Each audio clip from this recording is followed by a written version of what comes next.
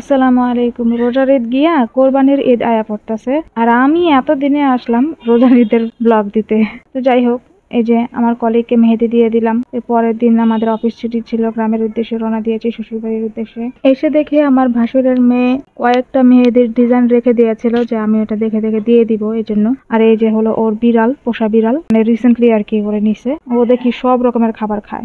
তো এই যে দেখেন, ওকে ডিজাইন করে দিচ্ছি।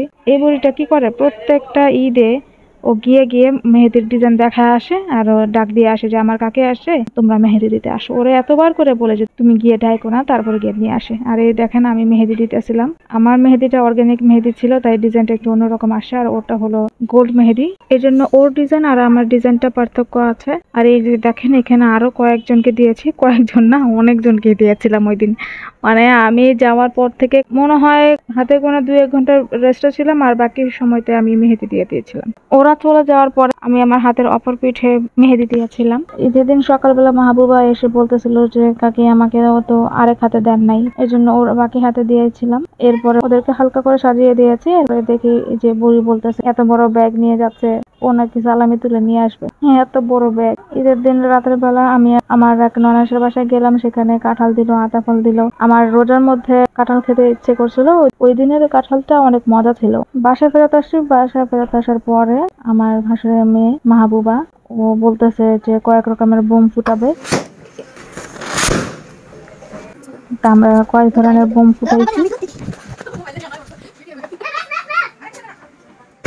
মানে শ্বশুর বাড়িতে যতক্ষণ ছিলাম ততক্ষণ খালি বোমই ফুটাইছি ওর সাথে মিলে মিলে। এর পরের দিন সকালে, মানে ঈদের পরের দিন সকালে, এই যে এই টনিক মামা আসছে, ওনার কাছ থেকে আম সত্ত্ব, আমের ফলির আচার, মিক্সড আচার, টনিক এগুলো নিছি।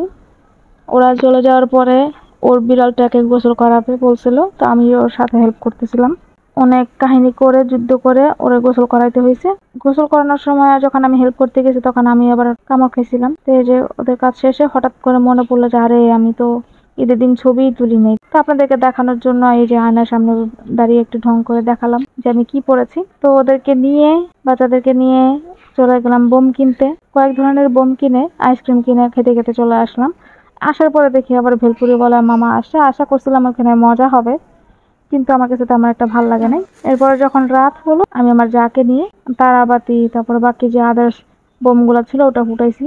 আর এই যে দেখেন, এই যে আমরা খুব আশাহত হয়েছি, ভাবছিলাম যে উপরে গিয়ে সুন্দর করে ফুটবে, কিন্তু ফুটে নাই। আর আমিও বোকামি করে জাস্ট একটাই আনছি আমার ভাসুরের মেয়ের কথায়। এরপরে আমার ভাসুরের মেয়ে আমাকে আম কেটে দিচ্ছে, আমি খাইছি। এবার আসি এবারের ঈদের মেইন মজাতে। ঈদের 3য় দিন আমি গিয়েছিলাম আমার মামার বাসায়। ওইদিকে গিয়ে দেখে এক আন্টি মুরগি রান্না করছে, এক আন্টি চিটা পিঠা রান্না করছে, আর এক আন্টি আম ভর্তা বানাইতেছে। মানে সেই লেভেলের মজা। এই ঈদ কাটাইতে যে আমি এতদিন গ্রামে ছিলাম, এতদিন মনে করেন যেমনে তেমনে কাটছে, কিন্তু মামা বাড়িতে গিয়ে আমার বেস্ট কাটছে। মামার বাড়িতে গিয়েই মনে হয়েছে যে না, এবারের ঈদটা আসলে ঈদের মতো ছিল। তো এই ছিল ঈদের ব্লগ। তো ভিডিওটা কেমন লাগছে কমেন্ট করে জানাইন, খুশি হব।